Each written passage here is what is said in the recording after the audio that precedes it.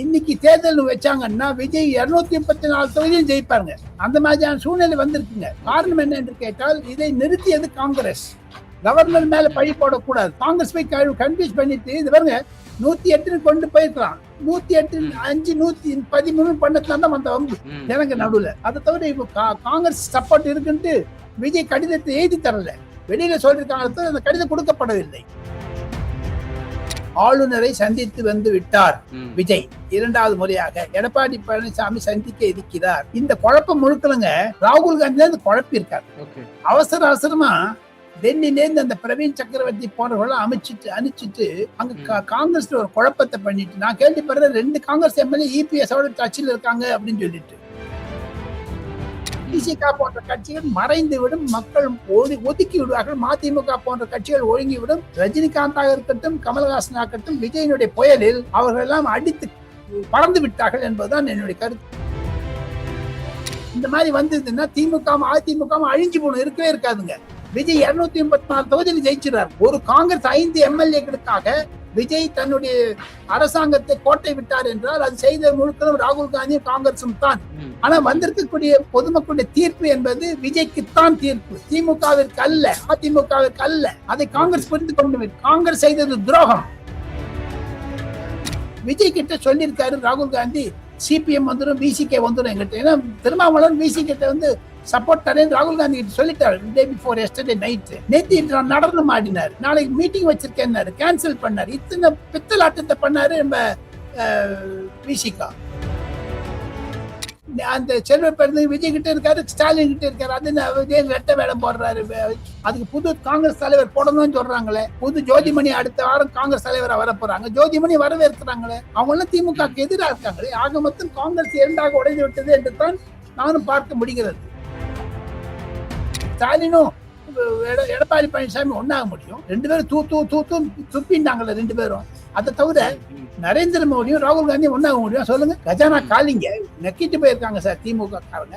1 பைசா வைக்கலைங்க தம்பி. எங்களுக்கு 12 லட்சம் கோடி ரூபாய் முதலமைச்சருக்கு கொடுத்தேன் பல திட்டங்களுக்கு என்று நரேந்திர மோடி சொல்லும் பொழுது மு.க. ஸ்டாலின் வந்து திருப்பி பணம் கட்டிட்டே போனார். 3 லட்சம் கோடி ரிசர்வ் பேங்க்ல கடன் வாங்கியிருக்காங்க. சோ இவ்வளவு 15 லட்சம் கோடி விஜய் எப்படிங்க திருப்பி தரப்போறாரு? அரசியல் தகவல்களை உடனுக்குடன் தெரிந்து கொள்ள பாயிண்ட் ஆஃப் வியூ சேனலை சப்ஸ்கிரைப் செய்யவும். சார் வணக்கம் சார். வணக்கம், எப்படி இருக்கீங்க? நல்லா இருக்கேன் சார். சிறப்பா இருந்துச்சு. நன்றி. எனக்கும் பல தொலைபேசிகள் வந்தது. அதில் பலரும் பாராட்டினார்கள். காரணம், நாம் இருவரும் கடந்த 3 மாதங்களாக பேசிக்கொண்டு இருந்த சாராம்சம், திமுக என்ற தீய சக்தி ஒழிந்தது, விஜய்க்கு பலத்த ஆதரவு கிடைக்கிறது. நாம் இருவரும் பேசிக்கொண்டு இருப்பது 7ஆம் தேதி வியாழக்கிழமை 11:30 மணிக்கு ஆளுநரை சந்தித்து வந்து விட்டார் விஜய். 2வது முறையாக எடப்பாடி பழனிசாமி சந்திக்க இருக்கிறார். இந்த குழப்பம் முழுக்கலங்க தங்களுடைய நேயர்களுக்கு நான் ரசோரியா மூலமாக சொல்லிக் கொள்வது ஒரே ஒரு கருத்து, ராகுல் காந்தி தான் குழப்பி இருக்காங்க. அவசரமா டெல்லியிலேருந்து அந்த பிரவீன் சக்கரவர்த்தி போன்றவர்கள் அனுப்பிச்சிட்டு அங்க காங்கிரஸ்ல ஒரு குழப்பத்தை பண்ணிட்டு, நான் கேள்விப்படுறேன் 2 காங்கிரஸ் எம்எல்ஏ இபிஎஸ் டச்சில் இருக்காங்க அப்படின்னு சொல்லிட்டு. சோ இந்த மாதிரியான குழப்பத்தை ராகுல் காந்தி கடிதத்துல பாருங்க, ஒரு அவங்களுடைய மன ஓட்டத்தை பாருங்க. 2029 லோக்சபாக்கு போவோம், கார்பரேஷன்ல எல்லாம் எங்களுக்கு பங்கு வேணும், ட்ரஸ்டி போடணும், இதெல்லாம் சொல்லியிருக்காங்க. கோவில் எல்லாம் ட்ரஸ்டி போடுறதுக்கு கூட பதவி கேட்டுருக்காங்க. எல்லா பதவியும் தங்களுக்கு வேண்டும் என்று சொல்லுகிறார்கள். இது தவறான கருத்து. அரசியலில் வெற்றி பெற்றவருக்கு வாழ்த்து சொல்லிவிட்டு பேசிட்டாங்க. நீங்க அக்ரிமெண்ட் போட்டுங்க. பப்ளிக்ல ஏன் இதெல்லாம் ப்ரெஷரைஸ் பண்றீங்க? பொதுமக்களுக்கு இந்த காங்கிரஸ் வந்து திமுகவுடைய வாக்குனால ஜெயிச்சதுங்க 5 பேர். அவங்க எப்படிங்க போய் இது பண்ண முடியும்? அதே மாதிரி அன்புமணி ராமதாஸ் அதிமுக ஜெயிச்சுட்டு எப்படிங்க அவர் அங்க போக முடியும்? இது 2 மக்கள் துரோக செயல் என்று, இதுதான் தீய சக்தின்னு பேரு. விஜய் சொல்றது. அடுத்தது விஜய் கிட்ட சொல்லியிருக்காரு ராகுல் காந்தி, சிபிஎம் வந்துடும், பிசிகே வந்துடும் எங்கிட்ட. ஏன்னா திருமாவளவன் பிசி கிட்ட வந்து சப்போர்ட் தரேன் ராகுல் காந்தி கிட்ட சொல்லிட்டாரு. டே பிஃபோர் எஸ்டர்டே நைட் நேத்து நடனம் ஆடினார். நாளைக்கு மீட்டிங் வச்சிருக்கேன் கேன்சல் பண்ணாரு. இத்தனை பித்தலாட்டத்தை பண்ணாரு நம்ம விசிகா. இப்போ ஸ்டாலினோட இருந்துட்டு இப்போ எப்படி விஜயோட போக முடியும்? அதை தவிர இன்று காலை ஸ்டாலினை கம்யூனிஸ்ட் கட்சிக்காரெல்லாம் சந்திச்சிருக்காங்க, விளக்கி இருக்காங்க. அவங்க போறதுதான் போட்டோன்னு சொல்றாரு ஸ்டாலின். ஏன் தெரியுமோ, இப்போ திமுகல கூடங்க வட இந்திய செய்தி நிறுவனங்களில் கூட திமுக அதிமுக ஒன்றாக இணைந்து அரசாங்கம் அமைப்பும் என்று சொல்லி, அது தவறான கருத்து. இந்த தேர்தல் என்பது திமுகவிற்கு எதிரான தேர்வு. அதிமுக எப்படி திமுகவோட சேருங்க? விஜய்க்கு எதிர்த்து, அதோட விஜயோட அவங்க சப்போர்ட் பண்ணிட்டு போயிடலாமே. சில பிரச்சனைகள் இருக்கத்தான். இது இங்க இருக்கக்கூடிய ஊடகங்கள் பேசும்போது சாதாரண விஷயமா எடுத்துக்கிட்டோம். ஆனா இந்தியா டுடே மாதிரியான நேஷனல் மீடியா பேசும்போது இங்க ஒரு பேசு பொருளாச்சு. அது நடக்கும்போது இரவு நைட்டு 12-1 மணி அந்த விவாதம் எல்லாம் நடக்கும்போது அந்த வேத் நான் இருந்தேனே, டைம்ஸ்ல நான் இருந்தேனே. நான் தான் என்னோட சரவணன் இருந்தார். நான் இல்லைன்னு சொன்னேன். எப்படிங்க ஸ்டாலினும் எடப்பாடி பழனிசாமி ஒண்ணாக முடியும்? 2 பேரும் துப்பிட்டாங்கல்ல 2 பேரும். அதை தவிர நரேந்திர மோடியும் ராகுல் காந்தியும் ஒண்ணாக முடியும்? சொல்லுங்க. இது பிஜு பட்நாயக் எப்படியும் 40-50 வருஷத்துக்கு முன்னாடி ட்ரை பண்ணார், நடக்கல. எல்லாரும் ட்ரை பண்ணாங்க, நடக்கல. இந்த RS பாரதி போன்றவர் கொடுத்த இந்த தவறான கருத்தாகத்தான் நான் பார்க்கிறேன். இதற்கு அதிமுக தலைமையிலிருந்து திமுக தலைமையிலிருந்தும் நெகட்டிவ் வந்துருச்சு. நேத்தி வீராசாமி இது போட்டு டாக்டர் கலாநிதி வீராசாமி டினை பண்ணிருக்காரு. சரவணன் என்னுடைய ப்ரோக்ராம் டைம்ஸ் நவுல டினை பண்ணார். அதெல்லாம் போய் தான் அங்க ஒரு திசை திருப்பு விழாகத்தான் பண்ணிருக்காங்க. ஆனாலும் திமுக பயந்து இருக்கிறது. திமுகவுடைய மூத்த தலைவர் MK ஸ்டாலின் அயல் நாட்டுக்கு 3 மாதம் போகிறாருன்னு நான் கேள்விப்பட்டேன். ராகுல் காந்தி நேத்தி ஈவினிங் இங்க இருக்கக்கூடிய தாவேகா நிர்வாகிகளை சந்திக்கிறாங்க ராகுல் காந்தி தரப்புல இருந்து. அப்படியே கதை மொத்தமா சேஞ்ச் ஆகுது. விஜய்க்கு வழங்கப்பட்ட கான்வாய் இங்கு திரும்ப பெறப்படுது. அவர் வீட்டுக்கு ஏற்படுத்தப்பட்ட பாதுகாப்பு உபகரணங்கள் அதை கழட்டிட்டு போறாங்க. காங்கிரஸ் உள்ள வந்ததுக்கு அப்புறம் இந்த மாதிரியான பாதுகாப்பு குறித்த மாற்றங்கள் ஏற்பட்டிருக்குமா, இல்ல விஜய் அவர்களே எனக்கு இப்போதைக்கு வேணாம் அப்படின்னு சொன்ன மாதிரியும்? விஜய் அவர்களே வேண்டாம் சொல்லிவிட்டார். எனக்கு முதலமைச்சர் ஆகுவதற்கு இன்னும் எனக்கு அழைப்பு வரவில்லை, அதனால வர முடியாது. அத்தனை விஜயும் கொஞ்சம் அவங்க டீம்ல இருக்கவங்க கொஞ்சம் அவசரப்பட்டுட்டாங்க. அந்த புஷி ஆனந்தும் நம்ம ஆதவ அர்ஜுனாவும். அதை பாருங்க, கவர்னருடைய பர்மிஷன் இல்லாம எப்படிங்க நீங்க தடால்னுட்டு பதவி பிரமாணம் ஏற்பாடு பண்ண முடியும் நேரு ஸ்டேடியத்துல? அதெல்லாம் எதுல பண்றது? தவறு இல்லையா அது பண்ணினது? அதைத்தான் சுட்டி காண்பிக்கிறார்கள் பலர். எது இருப்பினும் விஜய் தனக்குத்தானே நல்ல ஒரு மரியாதையை சேர்த்து கொண்டார். அதனாலதான் அவர் சொல்லிட்டாரு எங்களுக்கு வேண்டாம் என்று. Okay sir. ஆனா அதே சமயத்துல இன்னைக்கு காலையில முதல்வர் நடைபயிற்சிக்கு வராரு, கான்வாயோட வராரு. இது எதை குறிக்குது? அவர் ஒரு MLA கூட கிடையாது. அதனால விஐபி ப்ரொடெக்ஷன் கொடுக்கிறது எல்லா அரசாங்கத்துடைய கடமை. அதனால தப்பே கிடையாதுங்க. நான் ஒரு பத்திரிகை நிருபராக இருந்தாலும் பிரபாகரனை நான் சந்தித்த பொழுது, நான் தினமணி என்ற பத்திரிகை டெல்லியிலிருந்து செய்தி வெளியிட்ட போது எனக்கு கொலை மிரட்டல் வந்து எனக்கு பாதுகாப்பு கொடுத்தாங்க ஒரு வருடத்திற்கு. அதனால யார் இன்னும் கேட்டாலும் பாதுகாப்பு கொடுப்பது போலீஸுடைய இயற்கை. ஏன்னா பொதுமக்களை காப்பதுக்குத்தான் போலீஸ். ஸ்டாலினுக்கு இருக்கக்கூடிய கண்டினியூ, ஏன்னா 1 வருஷம் தான் 6 மாசத்துக்கு அவனுக்கு இந்த என்டைட்டில்மெண்ட் உண்டுங்க சில சீஃப் மினிஸ்டர், அந்த பழைய செக்யூரிட்டி இருக்கணும்னு. இப்ப பாருங்க, சோனியா காந்தி ராகுல் காந்திக்கு எது கொடுக்குறாங்க? அவங்க எம்பியா இருக்கிறதுனால. இதுதான் என்னுடைய கருத்துங்க. இது பொதுமக்களுக்கு கொடுக்கறது ஒரு தவறே கிடையாது. Okay okay okay okay sir. சரி சார், இப்போ இந்த கூட்டணி எப்படி அமையறதுக்கு வாய்ப்பு இருக்கு? விஜய் அவர்களுக்கு இங்க முதல்வரா ஆட்சி ஏற்கிறதுக்கு ஆளுநர் தரப்புல இருந்து அழைப்பு வந்துடுச்சா? உங்களுக்கு அப்டேட் என்ன? இப்போ எனக்கு அப்டேட் இன்னைக்கு சாயங்காலத்துக்குள்ள ஆட்சியும் மலர்ந்து விடும் என்று தான் எனக்கு கருத்துங்க. ஏன்னா இனிமேல் போஸ்ட்போன் பண்ண முடியாது. இதே ஆளுநர் கேரளாவிலும் ஆளுநராக இருக்கிறார்.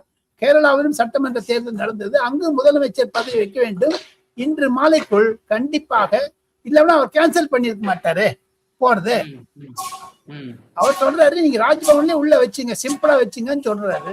இவங்க எல்லாம் வெளியில ரூல்ல நேரு ஸ்டேடியத்துல வச்சுக்கணும்னு பார்த்தாங்க. காரணம் என்ன என்று கேட்டால், இவர் இன்னொரு அங்கேயும் தேர்ந்தெடுத்து அங்கேயும் ஒரு முதலமைச்சர் பதவி பிரமாணம் செய்து வைக்க வேண்டும் அவர். அதனால்தான் அவசரப்பட்டாங்க, வேற ஒண்ணுமே கிடையாது. இந்த தேர்தல், இந்த தமிழ்நாட்டு அரசியல் குழப்பத்திற்கு முதல் காரணங்க காங்கிரஸ், ராகுல் காந்தி. எதுக்கு அங்க போய் அவசர கொடுக்க முந்திரி கொட்ட மாதிரி கைட்டு போட்டு கொடுக்கணும்? யார் கேட்டாங்க? அப்புறம் பண்ணிருக்கலாமே.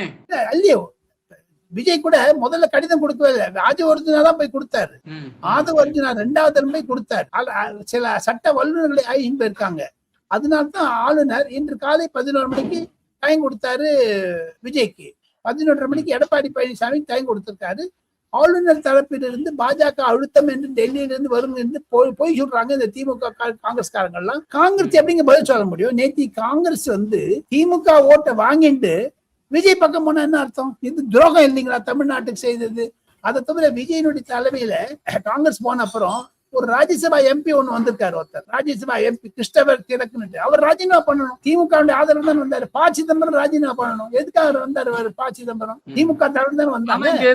காங்கிரஸ் ரெண்டா உடைஞ்சிருக்குல்ல சார். தமிழ்நாட்டுல திமுகவுக்கு ஆதரவா இருக்கக்கூடிய செல்வ பிறந்தகை தலைமையில இருக்கக்கூடிய காங்கிரஸ் ஒண்ணு, விஜய்க்கு ஆதரவா இருக்கக்கூடிய இப்ப மாணிக்கம் தாக்கூர் மாதிரியான பிரவீன் சக்கரவர்த்தி இவங்க தலைமையில இருக்கக்கூடிய காங்கிரஸ் ஒண்ணு, ரெண்டா உடைஞ்சிருக்குல்ல. ஆமா, அதே போய் சிதம்பரம் தானே அங்க போய் கொடுத்திருக்காரு. அந்த செல்வ பிறந்தகை விஜய் கிட்ட இருக்காரு, ஸ்டாலின் கிட்ட இருக்காரு. அது ரெட்ட வேடம் போடுறாரு. அதுக்கு புது காங்கிரஸ் தலைவர் போடணும்னு சொல்றாங்களே. புது ஜோதிமணி அடுத்த வாரம் காங்கிரஸ் தலைவரா வர போறாங்க. ஜோதிமணி வரவேற்கிறாங்களே. அவங்க எல்லாம் திமுக எதிராக இருக்காங்களே. ஆக மொத்தம் காங்கிரஸ் இரண்டாக உடைந்து விட்டது என்று தான் நானும் பார்க்க முடிகிறது. அப்போ செல்வ பெருந்தகை, ப. சிதம்பரம் மாதிரியான காங்கிரஸ் உறுப்பினர்கள் இங்க ரெண்டா உடைச்சி தமிழக காங்கிரஸ்னு திமுகவுக்கு சப்போர்ட் பண்ணுவாங்கன்னு சொல்ல வரீங்களா? ஆமா ஆமா ஆமா ஆமா ஆமா. மக்கள் கிட்ட ஒரு கோபம் இருக்கு. மறுபடியும் இது வந்து ஒரு அனுதாபத்தை விஜய் மேல ஏற்படுத்துது. ஏண்டா நாங்க இத்தனை பேர் 1.5 கோடி பேர் ஒன்னே முக்கால் கோடி இன்னைக்கு தேர்தல் வச்சாங்கன்னா விஜய் 234 தொகுதியும் ஜெயிப்பாங்க. அந்த மாதிரியான சூழ்நிலை வந்திருக்குங்க. காரணம் என்ன என்று கேட்டால், இதை நிறுத்தியது காங்கிரஸ். கவர்னர் மேல பழி போடக்கூடாது. காங்கிரஸ் போய் கன்ஃபியூஸ் பண்ணிட்டு இது பாருங்க 108 கொண்டு போயிருக்கலாம். 108 5 113 பண்ணதுதான் வந்த வம்பு ஜனங்க நடுவுல. அதை தவிர இப்ப காங்கிரஸ் சப்போர்ட் இருக்குன்ட்டு விஜய் கடிதத்தை எழுதி தரல, வெளியில சொல்லிருக்காங்க. அந்த கடிதம் கொடுக்கப்படவில்லை. காங்கிரஸ் தமிழக காங்கிரஸ் இரண்டாக உடைந்து விட்டது. 3 MP எம்எல்ஏக்கள் தான் விஜய், 2 எம்எல்ஏ எடப்பாடி பழனிசாமி இருக்காங்க. இந்த பின்னணி. Okay sir. இப்போ என்னதான் விஜய் அவர்கள் வந்து எல்லாருக்குமே தனக்கு ஆதரவு கொடுங்கன்னு கடிதம் அனுப்பியிருந்தாரு. என்டிஏ தலைமையில இருக்கக்கூடிய அதிமுகவுக்கு விஜய் அவர்களுடைய ஆதரவு கடிதம் இது போனுச்சா? அதுக்கு அவங்க என்ன ரெஸ்பாண்ட் பண்ணிட்டு இருக்காங்க? அவங்க கடிதம் போகவில்லை. என்ன ராகுல் காந்தி ஒரு ஸ்டேட்மெண்ட் கொடுத்தாரு. பாஜக எந்த கூட்டணி இருக்குதோ அதெல்லாம் சேரமாட்டேன்னு சொன்னார். ஆனா பாமக எப்படி சேர்த்துக்கிறாங்க? அது ஒரு ஜாதி கட்சி இல்லையா? அது இவனோட இருந்தாங்களே, பாஜகவோட இருந்தாங்களே. பாஜக ஓட்டு கூட வந்திருக்கு இல்ல சௌமியா அன்புமணிக்கு. எல்லாருக்குமான தனக்கு ஆதரவு கொடுக்கும்படி கடிதத்தை அனுப்பினாரு அப்படிங்கிற மாதிரி விஜய் தரப்புல சொல்லப்பட்டுச்சு. ஆனா இப்ப நீங்க சொல்றீங்க அதிமுகவுக்கு விஜய் அவர்கள் லெட்டர் அனுப்பல அப்படிங்கிற மாதிரி சொல்லுது அப்படிங்கிற மாதிரி நம்ம சொல்றோம். ஆனா அதிமுக ஏன் விஜய் தரப்ப அணுகாம இருக்காங்க, இல்ல விஜய் ஏன் அணுகாம இருக்காருன்னு நினைக்கிறீங்க? காரணம் என்ன? காங்கிரஸ் வரதுக்கு முன்னாடி காங்கிரஸ் வரையும் சொன்னதுனால அணுகல. காங்கிரஸ் வந்ததுன்னா அவங்க இந்த குழப்பத்தை உண்டாக்க காங்கிரஸ் வருவதற்கு முன்னாடி அதிமுகவோ அல்லது விஜயோ ஒன்றுக்கொன்று சம்பந்தம் கோஆர்டினேஷன் பண்ணியிருந்தாங்கன்னா இந்த பிரச்சனையே வந்திருக்காது. நீங்க ஒண்ணு வச்சுங்க, தேர்தல் பொழுதே பிரச்சாரத்தின் பொழுது அது பாருங்க, அதிமுக சொன்னாரு எடப்பாடி, இந்த கொடி பறக்குது பாரு, பிள்ளையாட்சி போட்டோம்னா அவங்க ஆசையா தான் இருந்தாங்க. அசம்பிளிலையும் பேசியிருக்காரு.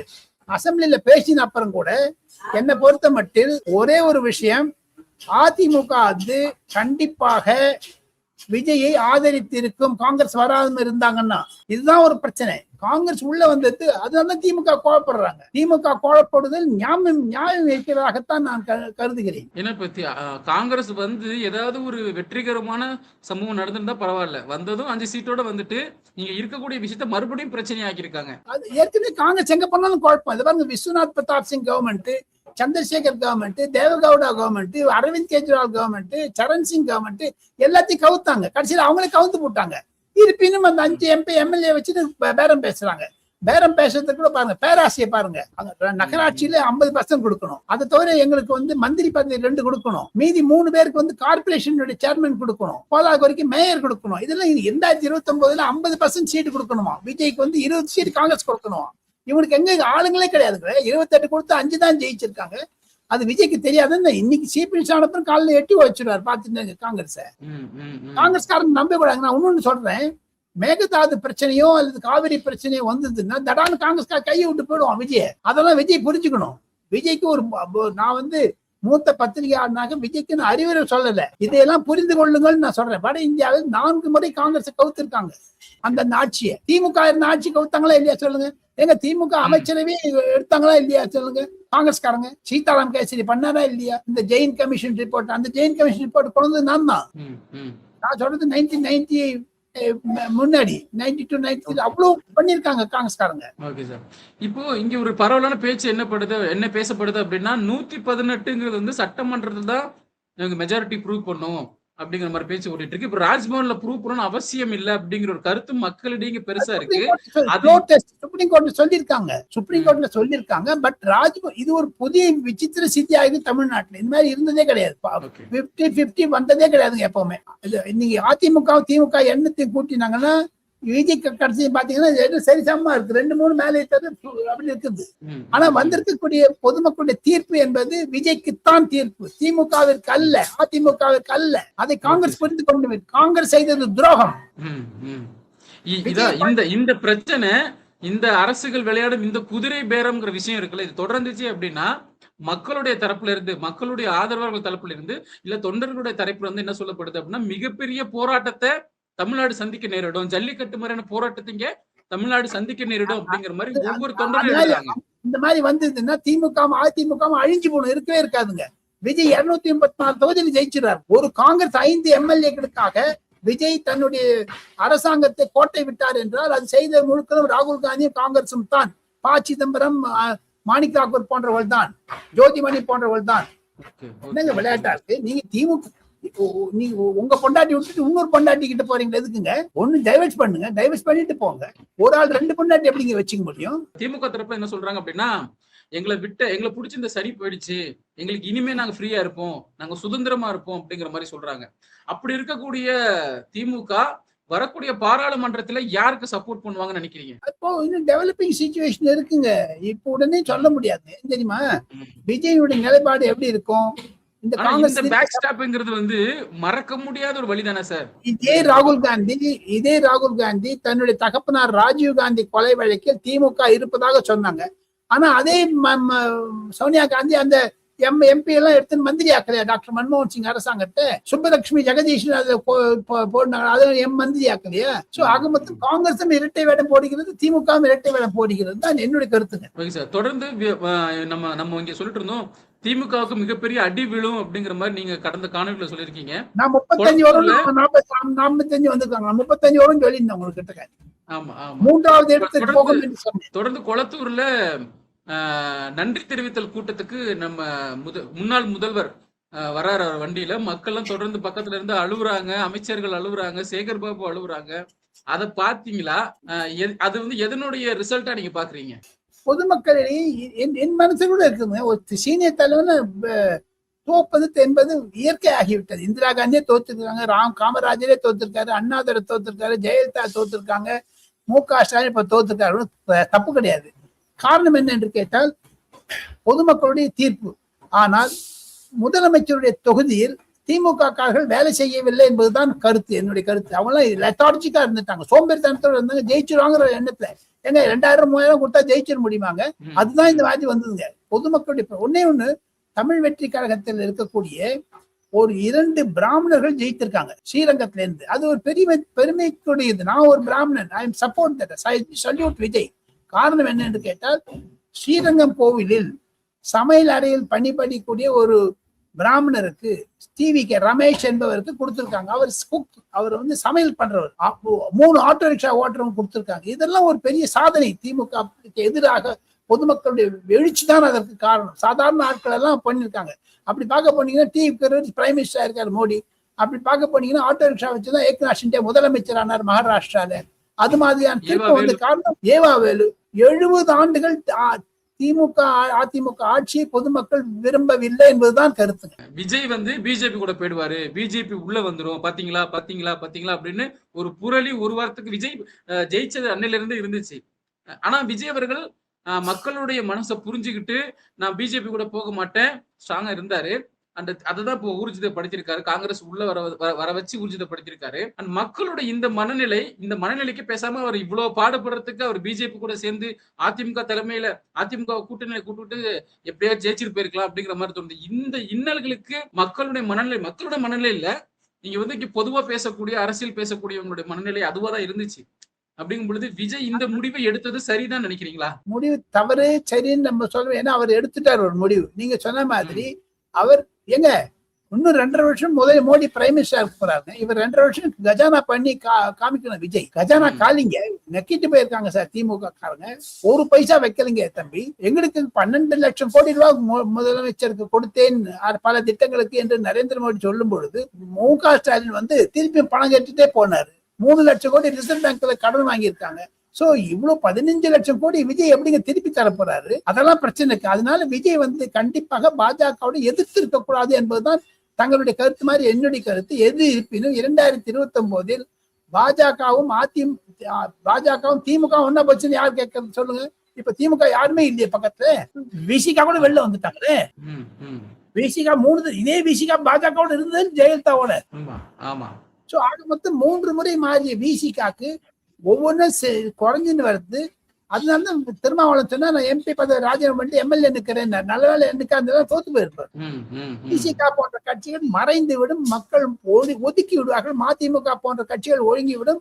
ரஜினிகாந்தாக இருக்கட்டும், கமல்ஹாசன் ஆகட்டும், விஜயனுடைய புயலில் அவர்கள் எல்லாம் அடித்து பறந்து விட்டார்கள் என்பதுதான் என்னுடைய கருத்து. இங்க வந்து விஜய் வந்துட்டா தாங்கள் கொள்ளடிச்சு வச்ச பல லட்சம் கோடி ஊழலை விஜய் அவர்கள் நோண்டி எடுத்துருவாரு, நம்மள நிம்மதி இறக்க விட மாட்டாரு அப்படிங்கிறதுக்காக திமுக எதிர்க்குது அப்படிங்கிறாங்க. உண்மையா அது? கரெக்ட். முதல்ல விஜய் வந்த உடனே பாருங்க, விசாரணை கமிஷன் போட்டுட்டு நீங்க சொன்ன மாதிரி அனைத்து ஊழல்களையும் பண்ணுவாரு. செந்தில் பாலாஜியை விட மாட்டாரு விஜய். பார்த்துட்டே இருங்க.